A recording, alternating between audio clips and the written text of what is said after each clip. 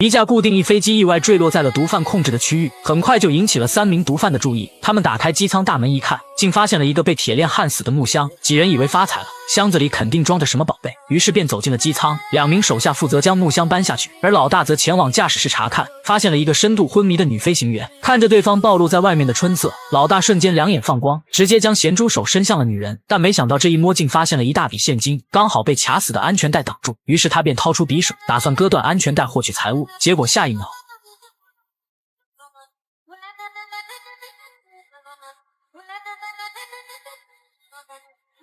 老大怎么也不会想到自己的死相竟会如此的凄惨，但其实他一点都不冤，因为女人正是大名鼎鼎的多米尼克，就连德国黑手党老大都曾死在他的手上。而外面的2名手下此时正在想方设法打开箱子，眼看根本砸不断铁链，其中一人就准备去拿老虎钳，但刚到车边，身后就传来了异响。男人回头一看，竟发现同伴已经凉，惊恐的他刚准备逃走，一把枪就顶在了后背上。没错，正是尼克。尼克二话不说，先卸掉了他身上的武器，然后又威胁男人将箱子搬进皮卡的后边。看男人吃力的举动，显然里面的东西并不轻巧。等到男人将箱子弄进皮卡之后，尼克毫不犹豫地给了他一颗子弹。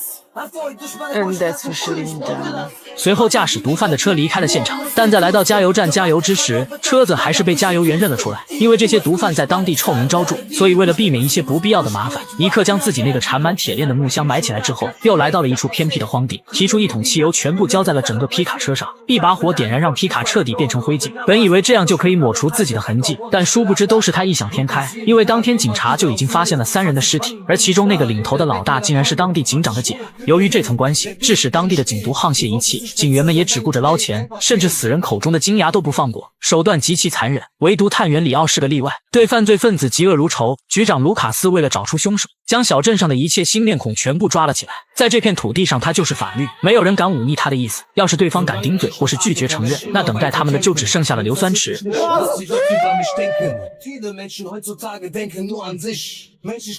而眼前发生的这一切全被里奥用针孔摄像头记录了下来，因为他早就看不惯了这群人的勾当，打算找个机会将他们一举扳倒。晚上收拾完残局的尼克找了个当地的酒吧，打算在这里喝一杯压压惊，却意外遇到了搜查新面孔的里奥。见尼克一个人，于是里奥就来到了他的身边，出于好意，他劝诫尼克尽快离开，因为这里这段时间并不太平。但话音刚落，尼克就被一对年轻的男女撞上，2人差点发生冲突，幸亏里奥及时阻止，这才平息了2人的怒，而尼克也因此放下了对里奥的戒心。然后2人回到了里奥的住处，经过一个美好的春宵之后，2人疲惫的醒了过来。里奥刚想询问尼克来这里的目的，可这时他的手机却突然响了起来，是警长打来的。由于情况紧急，他得赶过去，还叮嘱尼克想上厕所就去姐姐的房间。里奥的姐姐名叫凯拉，自从丈夫去世后便和3个孩子回到了娘家，和里奥还有父亲生活在一起。一大家子只有里奥一人挣钱，所以生活过得比较拮据，但一家人在一起也算比较开心。晚上是大女儿的生日，凯拉为她开了一场热闹的聚会，现场非常有气氛。尼克在一旁喝着闷酒，看着这一切，内心不知道在想什么。而里奥则在房间看着视频，里面的内容正是卢卡斯带领手下乱杀无辜的证据，足足有40个小时。随后他联系了内务部的官员，希望内务部能联合美国的中情局，将卢卡斯这群为祸一方的黑警彻底铲除。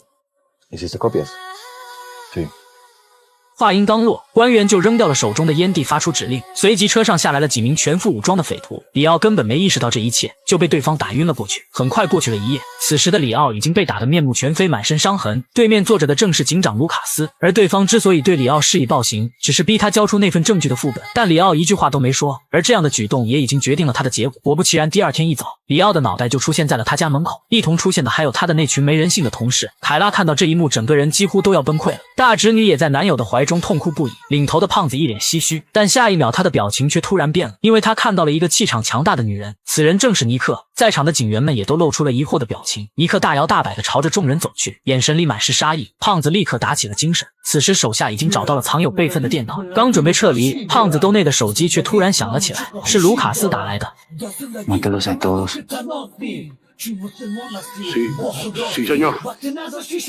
胖子刚准备指挥手下行动，一颗子弹却打在了旁边的围栏上。原来是里奥的父亲开的枪，所有警察做好准备，而胖子拿出来的枪也被尼克抢走，顺手将几颗子弹送进了他的身体。胖子还想反抗一下，却直接被尼克爆了头，然后拖着胖子的身体，整个人躲在他的身后，任凭密集的子弹射过来，却对他没有丝毫的影响。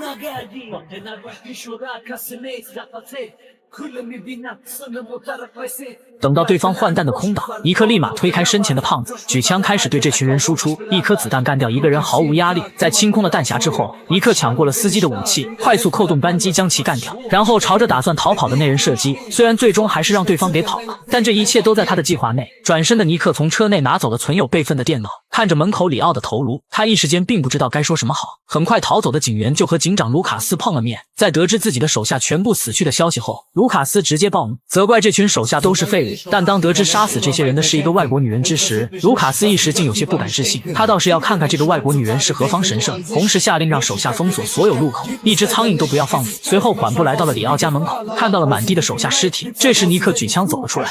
I had to see you with my own eyes. Now that you have seen, what's next? We make a deal.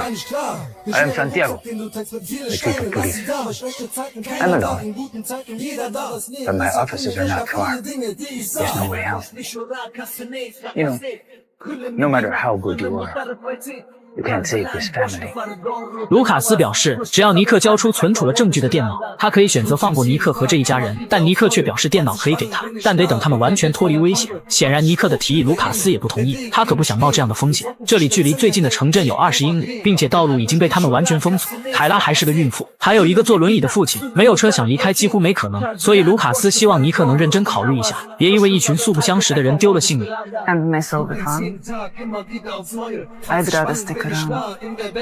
尼克的决定也说明他接下来会和这家人一起面对所有的困难，但确实如卢卡斯所说，大路是行不通了，想要离开这里就必须走小路，而傍晚出行更容易隐蔽身形。但卢卡斯也肯定会借助夜色攻击他们，所以想离开就必须得先杀一波人。于是他们立刻开始准备，先用木板将房间里所有的窗户全部钉死，然后将一整桶食用油倒入锅中，用大火加热到沸点，将仓库里的射灯全部搬上了前院的屋顶，通过电线连接仓库的总开关。此时卢卡斯呼叫的支援也已经赶到，整整一车全副武装的特警，足足有30人之多。尼克通过对讲机听到了支援到位的消息，他让露西守在仓库里，两人用对讲机设定好了暗号，只要露西收到指令，立刻将电闸推上去，这样院子里的射灯就会打开，每次时长必须超过5秒。科学证明人类的视力从明到暗完全恢复需要10分钟，被强光照射后会出现短暂的失明，而那时自己就会果断出手干掉他们。然而就在尼克向露西交代事情之时，屋内的凯拉竟然羊水破了。生过小孩的都知道，羊水破了对小孩和大人都是极其危险的，但如今的情况又该怎么办？尼克也注意到了地上的羊水，但他也无能为力，眼看冲突就要开始了，于是立刻将凯拉几人藏进了浴室中，然后用和浴室墙面同色的木板封死了浴室，用这种方式来混淆视听。此时外面的特警部队已经开始朝着院子中摸了进来。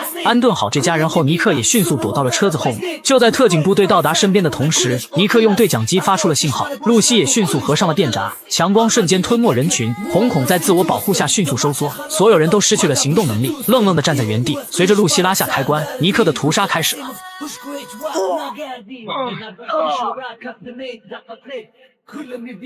尼克在厮杀一番之后重新躲了起来，但这些人却根本没察觉到。紧接着露西又合上了电闸，和刚开始一样，这些人没有任何对策，就连躲避似乎都忘记了。随着灯光落下，尼克再次冲进人群之中，又是一番厮杀。由于现场混乱，甚至出现了误杀队友的情况，所有人都开始盲目射击，尼克则一边在人群中穿梭，一边挥舞手中的匕首。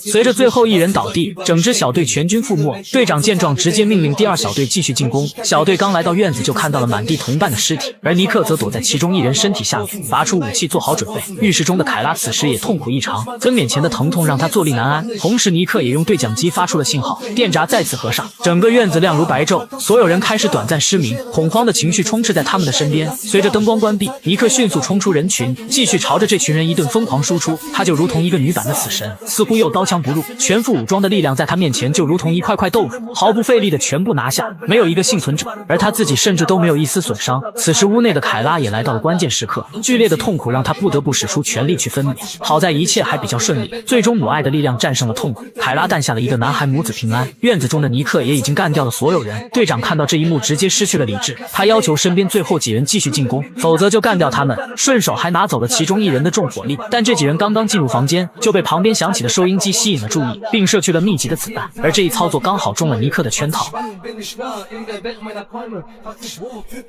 眼看最后几人也凉了，队长就更加恼火了，直接端起火箭筒对着房子就是一发。幸好尼克及时举起了电视，这才成功的化解了一场危机，但巨大的冲击波还是将他摔得够呛。随后队长大步走进了房间，却不料迎头撞上了尼克泼过来的热油，瞬间飘香四溢，接着又遭到了平底锅攻击。老爷子也拿着枪不停的输出，可一枪都没能命中。尼克和队长缠斗在了一起，撕扯中走火的武器击中了老头，而尼克也已经被对方压制。同时冲进来的几人也听到了浴室中婴儿的啼哭声，立刻举起枪托砸开了木板。很快女子三人就完全暴露在了几人的枪口之下。屋内的尼克也已经被队长勒住了脖子，就在即将窒息之时，他使出全力将老爷子掉落的手枪踢了过去。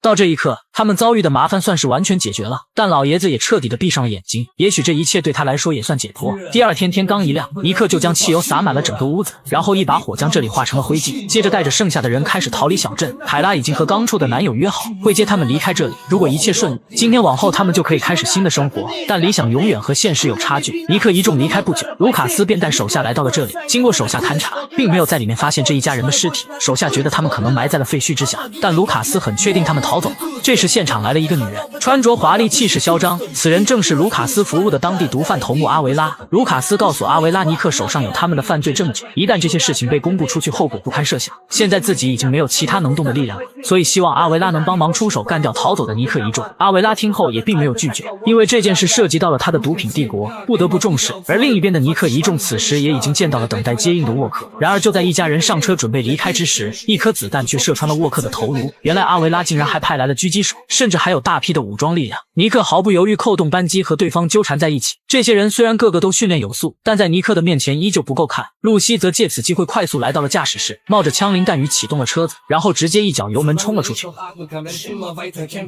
Interessiert mich nicht, was die Leute über mich denken. Viele Menschen heutzutage denken nur an sich. Menschlichkeit, Gerechtigkeit gibt es leider nicht. Es ist kalt, manchmal draußen die Gefahr lauert. 而此时尼克也已经完全解决了战斗，看着离开的救护车，脸上甚至露出了一丝笑容。但不幸的是，下一秒，一辆装有重武器的卡车就出现在了他们的面前。尼克见状立刻冲了过去，但依旧没能成功阻止对方。